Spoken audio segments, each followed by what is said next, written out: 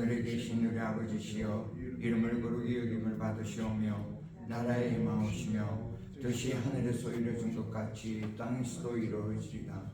오늘날 우리에게 일용할 양식을 주옵시고 우리가 우리의 죄진 자를 사하여 준 것 같이 우리 죄를 사하여 주시고 우리를 시험에 들지 말게 하옵시며 다만 악에서 구하소서. 나라와 근세와 영광이 아버님께 영원히 싸움나이다. 아멘.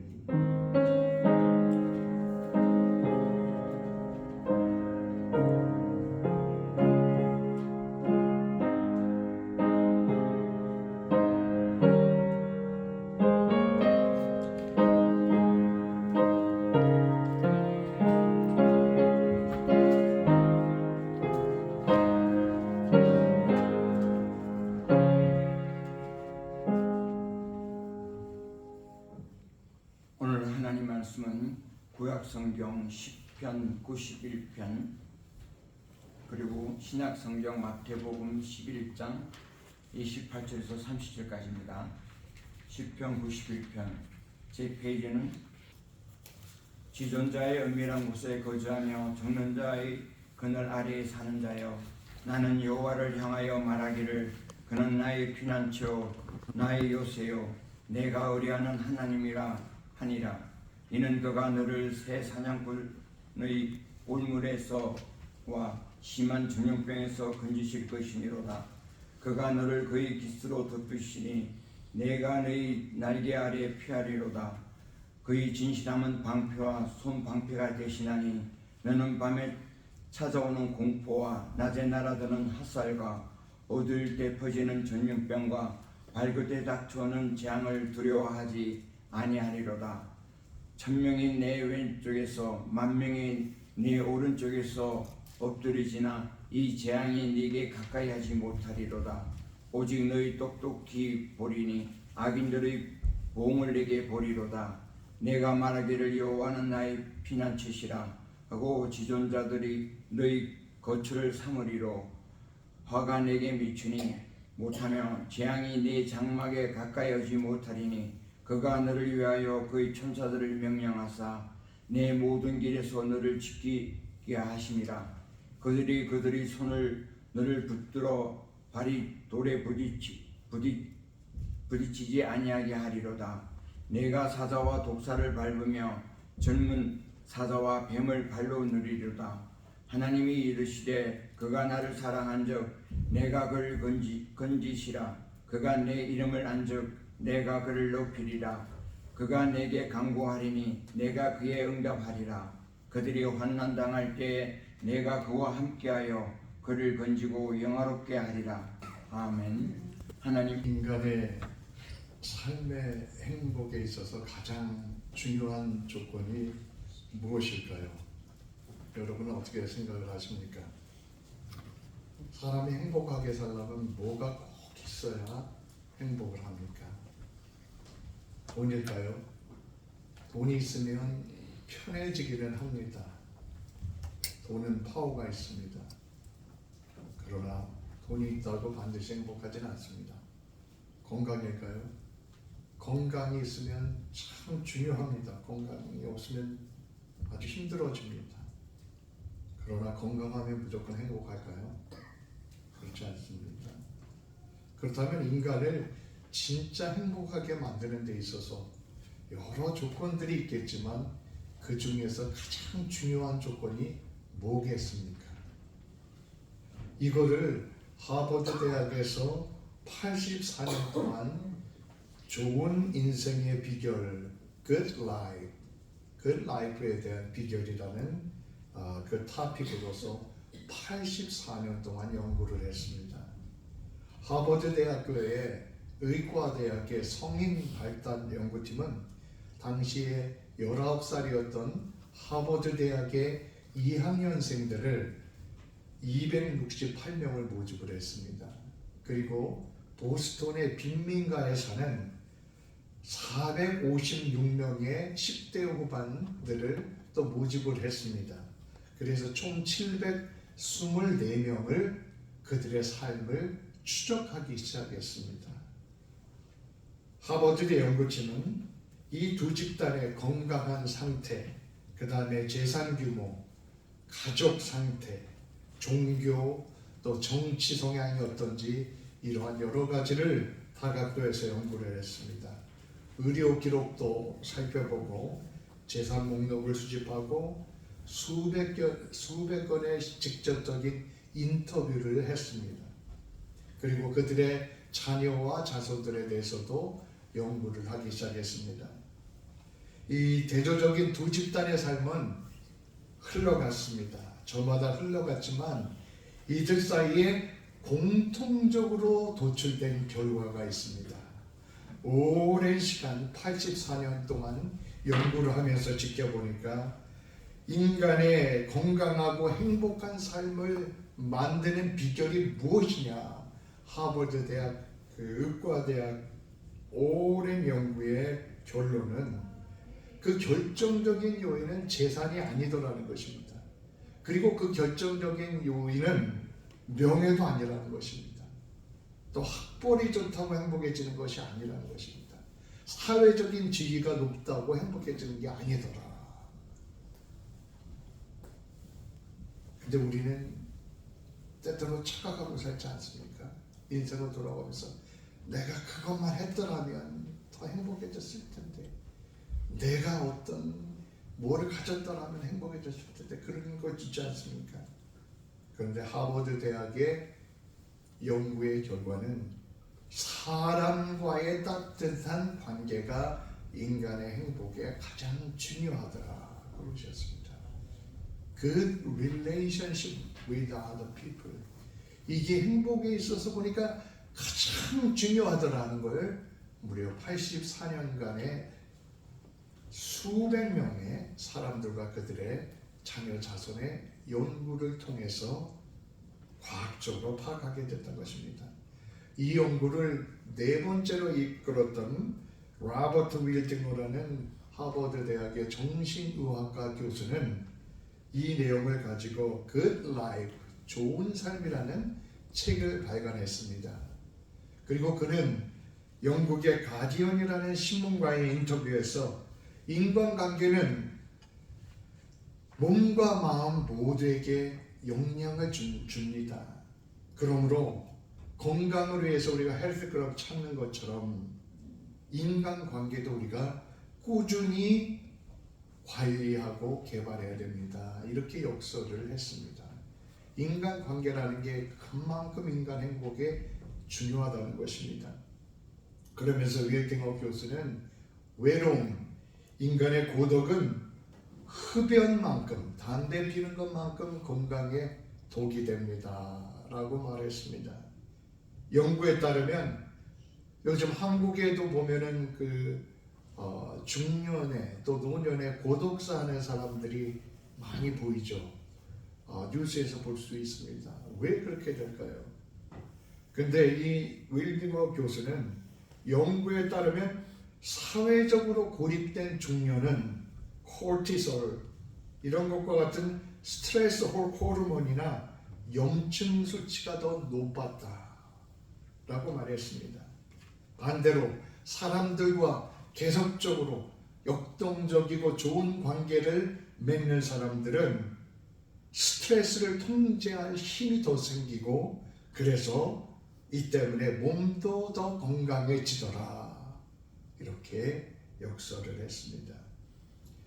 다른 어떤 연구조사에서도 보면요, 인간관계 좋은 사람이 그렇지 못한 사람보다 더 건강하고 장수할 확률이 50%가 높다고 합니다. 인간관계가 좋지 않은 것은 하루에 담배를 15개 피를 피는 것과 마찬가지고 알코올 중독과 같은 것과 마찬가지라고 합니다. 인간관계를 나쁜 것이 운동을 하지 않는 것보다 더 나쁘고 비만, 뚱뚱해지는 것보다 배나는 해롭다고 합니다. 그만큼 인간관계를 만들고 소통하는 기술을 익히는 것이 건강과 행복에 그렇게 중요하다는 것이 과학적으로도 증명된 것입니다. 이 세상에 어느 누구도 이 인간관계를 맺지 않고 괜찮을 정도로 강한 사람도 없고 지혜로운 사람도 없습니다. 그래서 17세기에 영국의 존 던이라는 철학자는 인간은 섬이 아니다 라고 했습니다. 인간은 섬처럼 떨어져서는 결코 행복하게 살 수 없는 존재라는 것입니다. 인간관계를 맺고 살아가는 것은 그러므로 해도 되고 안 되는 선택의 문제가 아니라 생존의 문제인 것입니다. 행복의 문제인 것입니다. 하나님은 인간을 지으실 때 관계 속에서만 살아갈 수 있는 존재로 만드셨습니다. 관계 속에서만 살아갈 수 있는 존재로 만드신 것입니다. 누군가 인간에게 가장 큰 고통은 혼자 있다는 외로움이다 라고 말했습니다. 정말 그렇습니다. 혼자 있다고 외롭게 느끼면 건강도 나빠지고 또 그 외로움 때문에 많은 행복한 것들을 잃어버립니다. 얼마 전 한국의 뉴스에 어떤 한 가정의 비극에 대해서 읽고 가슴이 아팠습니다. 지난 1월 9일 날 한국의 충청도의 태안군이라는 한 주택가에서 45세 된 남편과 38세 된 부인과 8살 된 딸이 자살해서 숨져 있는 것을 경찰이 발견을 했습니다. 그런데 그 차 안에는 이 부부가 타고 있던 그리고 이 아이가 타고 있던 이 차 안에는 2장 분량의 유서가 남겨져 있었다고 합니다. 남편이 작성한 유서에는 이런 내용이 있었다고 합니다. 딸이 병 때문에 힘들어하는 모습을 보면 마음이 너무 아픕니다. 그리고 딸을 돌보는데 경제적인 어려움도 너무나도 크고 힘듭니다. 이런 내용이 들어 있었다고 합니다. 8살짜리 딸이 소아당뇨를 앓고 있었다고 합니다. 어른들이 앓는 당뇨와 달리 소아당뇨는 소아 때 또는 청소년 때 갑자기 나타납니다. 어른들의 당뇨보다도 훨씬 더 관리가 힘든 당뇨가 타입 1 소아당뇨입니다. 소아당뇨는 하루에 혈당을 여러 번 계속 체크를 해야 됩니다. 많은 경우는 어떤 사람 보니까 20번까지도 혈당을 체크한다는 것을 읽어본 적이 있습니다. 그리고 하루에 3번씩 인슐린을 그 아이들이 맞아야 됩니다. 그런데 이 PC방을 운영하는 이 부부에게 이것은 경제적으로 감당하기가 너무 힘들었던 것 같습니다. 미국의 경우는 소아당뇨의 경우에는 이 장애로 인정해서 국가에서 그 비용을 감당해 줍니다. 그리고 이 소아당뇨 있는 아이가 학교에 갔을 때 학교마다 간호사가 있어서 혈당을 계속 체크를 해주고 하루에 3번씩 이 아이에게 간호사가 인슐린을 놔줍니다. 그런데 아직 한국에는 그 소아당뇨를 그렇게 돌봐주는 제도가 체계화되지 않은 것 같습니다. 이 부부는 이 어려움 속에서 아무도 도와줄 수 없는 혼자라고 느꼈던 것 같습니다. 그러나 이 부부가 이 어려움 중에서도 하나님이 도와주시고 있다, 하나님이 함께하고 있다는 그러한 믿음이 있었더라면 이렇게까지 극단적인 선택은 하지 않았으리라고 생각을 합니다. 사람과의 좋은 관계와 더불어서 우리가 또 추구해야 될 것이 반드시 있는데 바로 우리를 지으시고 세상을 지으신 창조주 하나님과의 관계입니다. 하나님과 관계가 없으면 아무리 인간관계가 좋을지라도 그 사람 속에 공허함이 있습니다. 그 사람은 행복할 수가 없습니다. 어쩌면 우리가 살면서 내가 행복을 잃어버렸다라고 느껴질 때 그 문제의 근본은 나와 하나님과의 관계 속에 어떤 문제가 생겼기 때문일지도 모릅니다. 우리는 바깥으로 일어나는 어떤 환경, 또 어떤 사람들과의 관계 때문에 내가 행복하지 않다라고 느끼지만 실제는 나와 하나님과의 관계 속에서 뭔가 정돈돼야 될 문제가 있기 때문에 내가 행복하지 않은 것일 수 있다는 것입니다. 마태복음 22장에 보면 어떤 율법사가 나와서 예수님께 질문했습니다. 선생님, 가장 큰 계명이 무엇입니까? 그랬더니 예수님께서 뭐라고 말씀하셨습니까?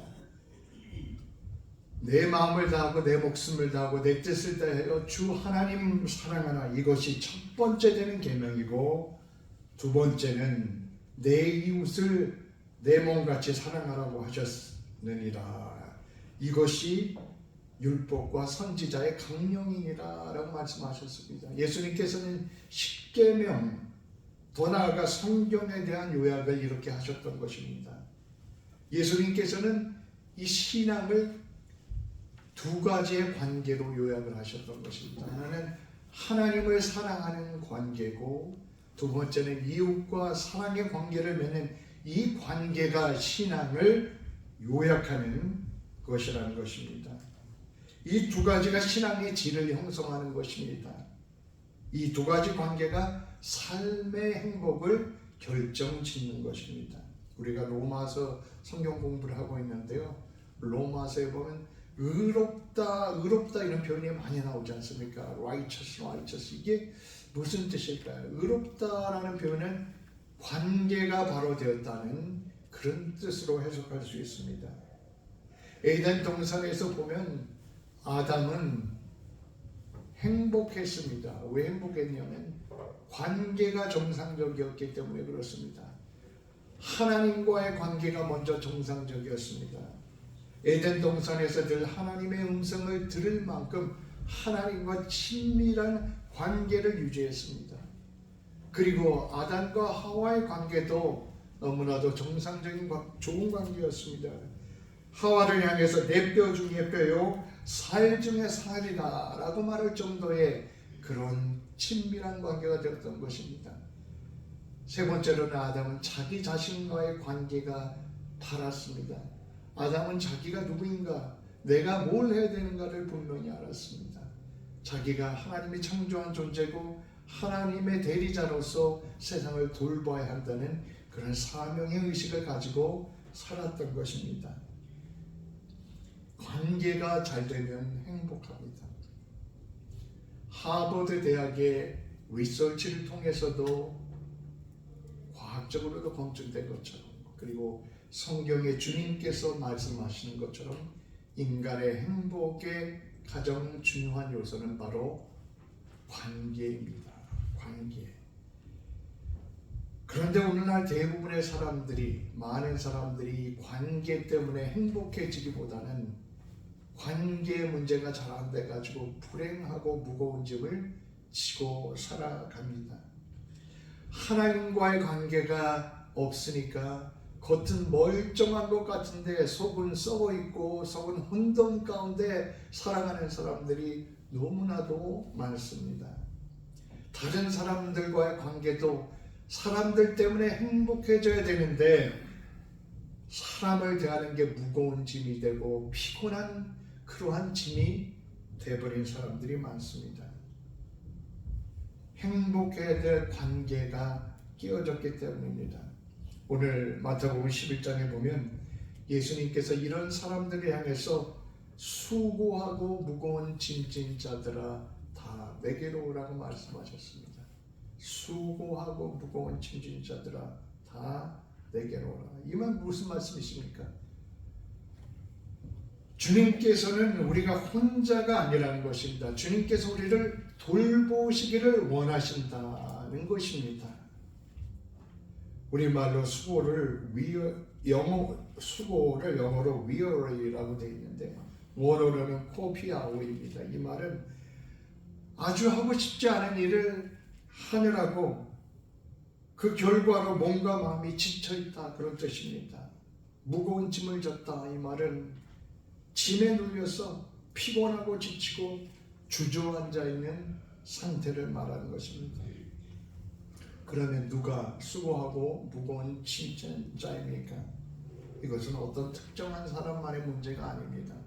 수고하고 무거운 짐진 자들은 모든 인간이 그렇습니다. 우리가 아이고 인생이 왜 이렇게 할 일이 많고 참 고난도 많고 힘드냐 이렇게 말할 수도 있습니다. 그런데 나만 그 짐을 지고 가는 것은 아니라는 것입니다. 인간은 누구나 무거운 짐을 지고 가는 존재요 수고에 지친 존재입니다. 그런 인간을 향해서 수고하고 무거운 짐진 자들아 다 내게로 오라 주님께서 말씀하신 것입니다. 그 수고하고 무거운 짐진 그 짐 중에서 제일 무거운 것이 무엇입니까? 죄의 짐입니다. 인간은 모두 죄인입니다. 무거운 짐을 짊어지고 있습니다. 그래서 시편 38편의 시편 기자도 내 죄악이 내 머리에 넘쳐서 무거운 짐 같으니 내가 감당할 수 없습니다 라고 고백했습니다. 우리가 그렇게 알든 모르든 성경은 분명히 인간을 수고하고 무거운 짐진 자들에게 하는 죄의 짐에 매인 존재라고 말씀하고 있습니다. 이 무거운 짐진 때문에 인간은 불안하고 두려워하고 외롭고 공허하고 죄의식 가운데 또 허무함에 빠져서 살아가는 것입니다. 하나님과 관계가 잘 돼서 행복해지는 것이 하나님의 뜻입니다. 인간관계가 잘 돼서 좀 행복하게 사는 것이 하나님의 뜻입니다. 그런데 우리는 이 관계가 깨져가지고 이 관계 때문에 오히려 불행하게 살아갈 때가 많습니다. 마귀는 우리 죄로 인해서 깨어진 이 관계를 어떻게 해서든지 더 망가뜨리려고 합니다. 하나님과의 관계, 인간과의 관계를 회복하지 못하게 만드는 존재가 있습니다. 방해하는 존재가 바로 마귀가 그런 존재입니다. 깨어진 관계 속에서 계속 고민하고 갈등하고 살아가게 만드는 것입니다. 그런데 중요한 사실은 이런 운명이 우리의 운명이 아니라는 것입니다. 주님께서 수고하고 무거운 짐진 자들을 다 오라고 말씀하셨습니다. 주님께서는 십자가를 지시기까지 우리를 위해 모든 것을 주셨고 십자가를 통해 인생의 죄와 저주를 해결하셨습니다. 그리고 십자가를 통해서 인간의 깨어진 관계를 회복하도록 축복하셨습니다.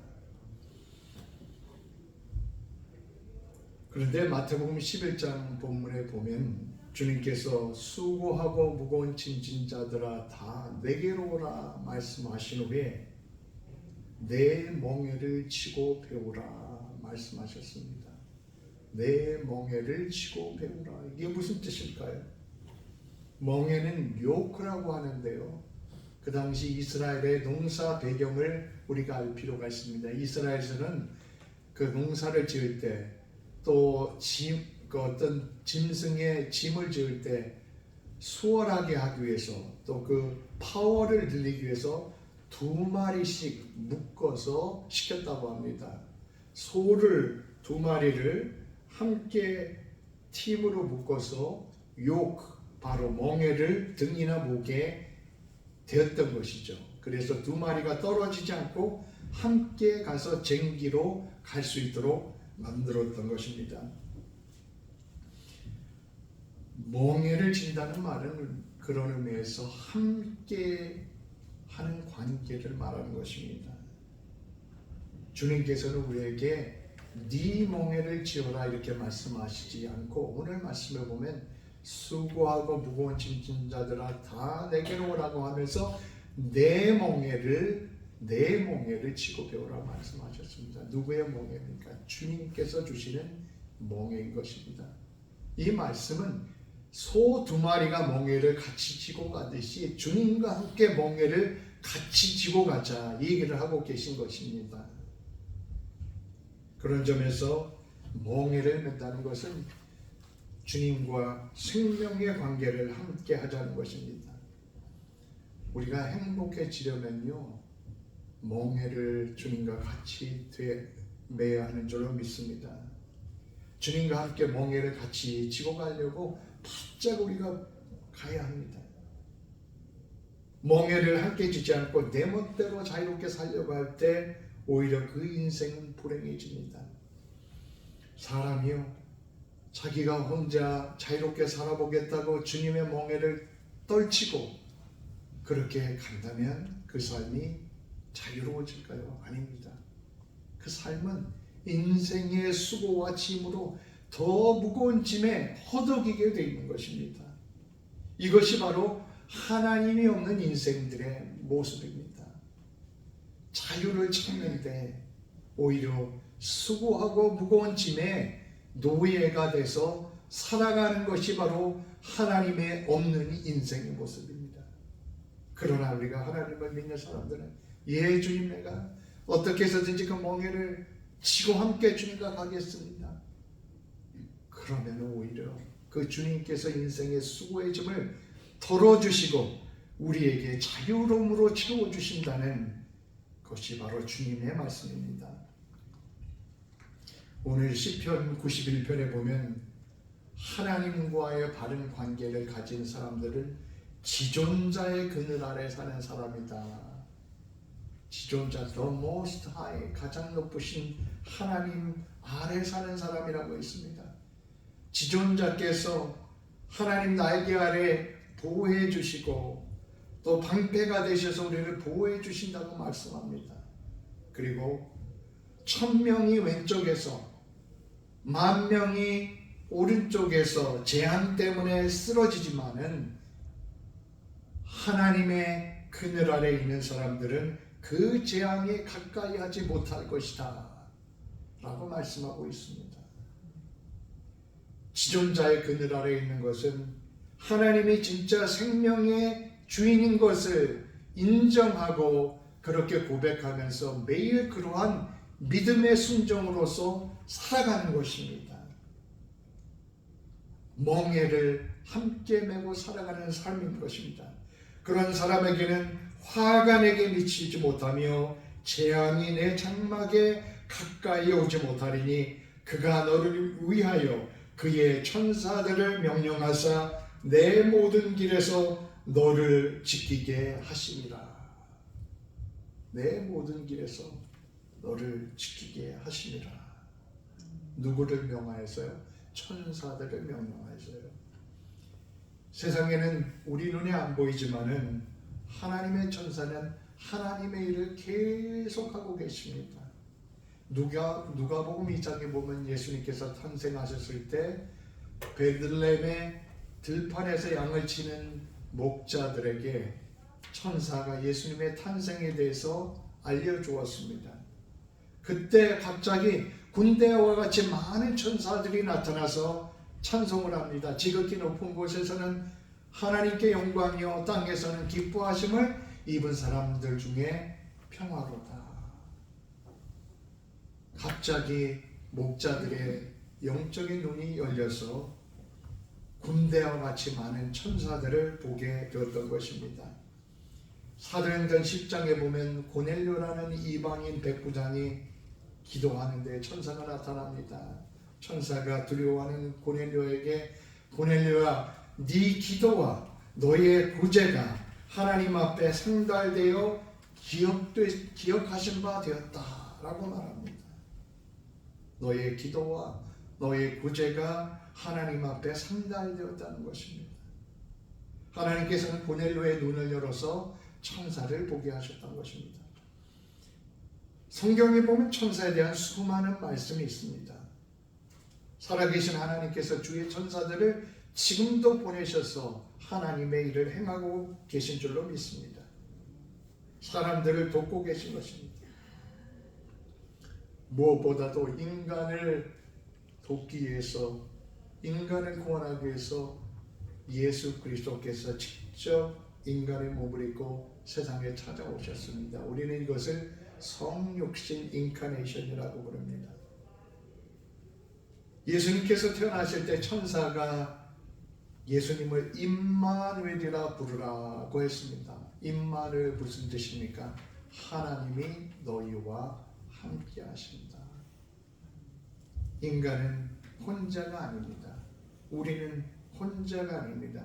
임마누엘 하나님께서 함께 하시는 존재라는 것을 성경은 반복해서 우리들에게 말씀해 주고 있습니다. 그리고 지금은 어떻습니까? 요한복음 14장에 보면 예수님께서 십자가를 지시기 전날 성령에 대해서 근심하는 제자들에게 말씀을 하셨습니다. 내가 보혜사 성령을 보내주리니 진리의 영이라. 세상은 능히 그를 받지 못하며 세상은 성령을 볼 수도 없고 세상은 성령을 알 수도 없다.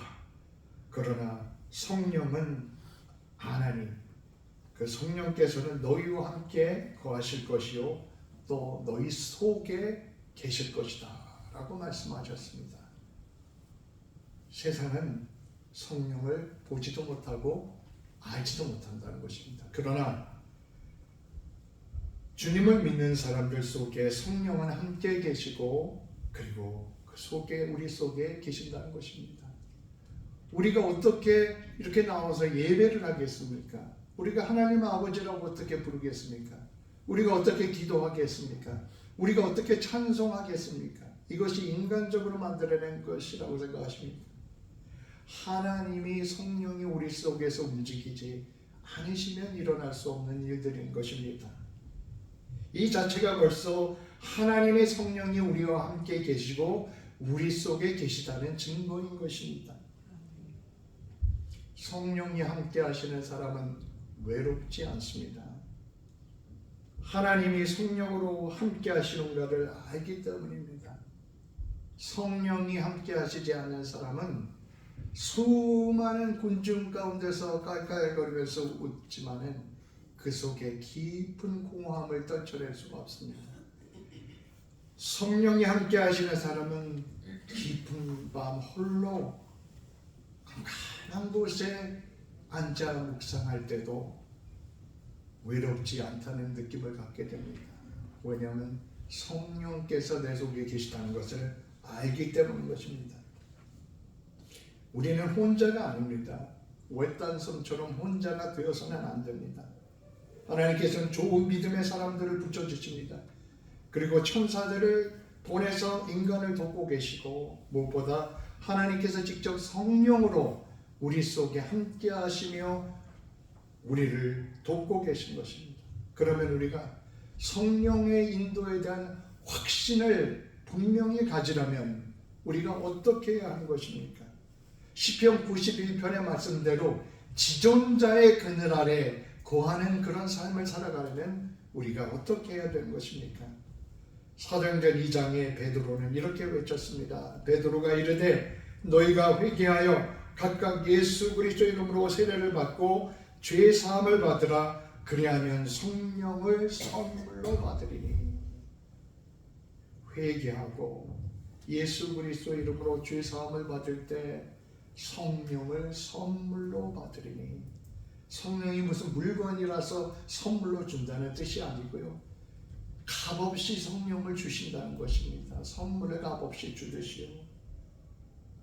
우리가 뭘 잘해서 성령을 주시는 것이 아니라 내가 잘한 것이 없지만, 내가 공로가 없지만 선물로 값없이 성령을 주신다는 것입니다. 그 성령의 은혜를 받기 위해 회개하고 예수 그리스도를 구주로 모셔드리라는 것입니다. 성령은 Holy Spirit, 거룩한 영이라는 뜻입니다. 거룩한 영이 더러운 그릇에 담길 수는 없습니다. 그러므로 우리가 회개를 통해서 깨끗한 그릇으로 준비해야 성령을 모실 수 있다는 것입니다. 그러면 우리가 어떻게 깨끗해집니까? 우리의 수행이나 고행을 통해서 깨끗해지는 것이 아닙니다. 우리가 아무리 부족하지만, 아무리 좋아하지만 정말로 주님 앞에 우리의 죄를 내어놓고 주님 앞에 회개하며 주님의 도움을 구할 때 그분의 십자가의 보혈로서 우리를 깨끗게 해주시는 것입니다. 그래서 추한 내가 감히 거룩한 성령을 담을 수 있는 그러한 그릇이 되는 것입니다. 그래서 하나님께서 나를 거룩한 그릇으로 만들어 주셔서 그 안에 성령을 모시고 살고 성령을 모시는 확신 속에 살도록 만들어 주시는 것입니다. 누가복음 11장에도 너희가 악할지라도 좋은 것을 자식에게 줄 줄 알거늘 하물며 너희 하늘의 아버지께서 구하는 자에게 성령을 주시지 않겠느냐 말씀했습니다. 주님은 우리에게 성령을 부어주고 싶다는 것입니다. 우리는 혼자가 아닙니다. 하나님께서 붙여주시는 믿음의 형제 자매가 있습니다. 하나님께서 함께 하시며 천사들 통해서 우리를 돕고 계시고요. 그리고 직접 성령으로 우리 속에 거하십니다. 성령과 함께 걷는 길은 멍에를 지고 주님과 함께 걷는 길입니다. 주님께서는 주님의 멍에를 메고 걷자고 하십니다.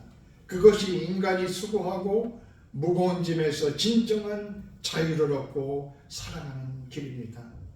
세상의 짐들은 우리를 지치게 하고 우리를 속박합니다. 그러나 주님의 멍에는 우리에게 진정한 자유를 주고 우리를 새롭게 변화시켜 줍니다.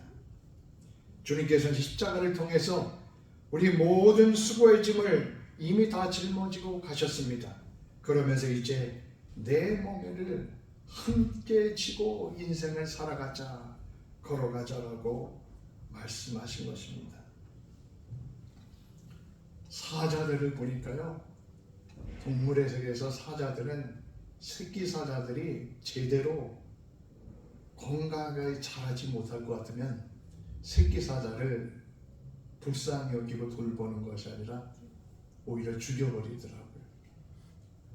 전쟁터에서는요, 어떤 사람이 부상을 당하면 그 사람을 데려가기보다는 그 사람을 놓고 갈 때가 많습니다. 왜냐하면 그렇지 않으면 다 죽기 때문에, 또 인간의 본성상 내가 살아야 되겠다라는 그러한 마음 때문에 부상병을 불쌍히 보지만 나 살자고 다 도망을 갑니다. 이게 인간의 대부분 사람들의 본성입니다.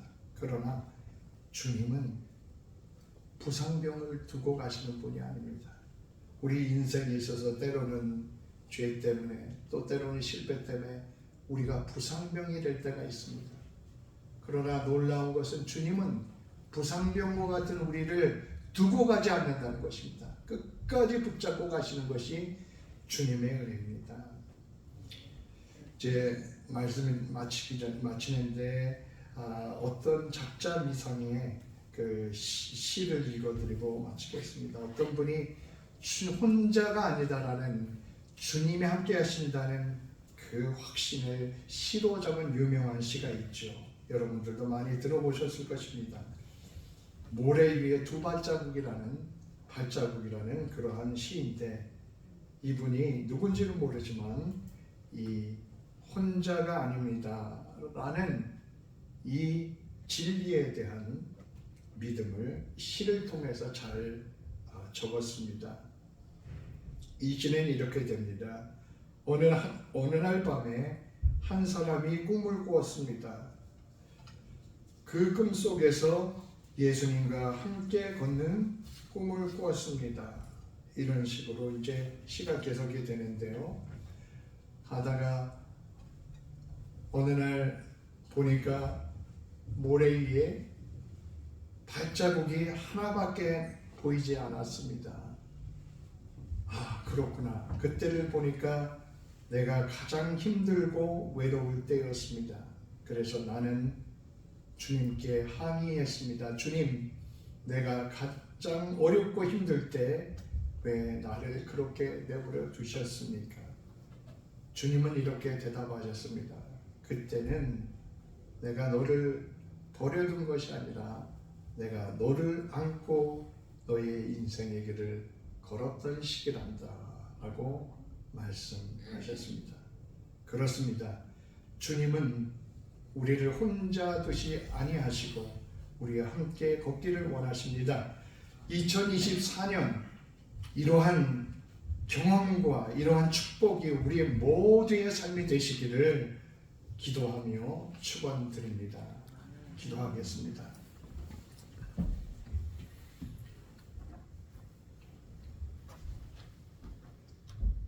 하나님, 주님께서는 성경을 통해서 우리가 혼자가 아님을 수없이 증거해 주셨습니다.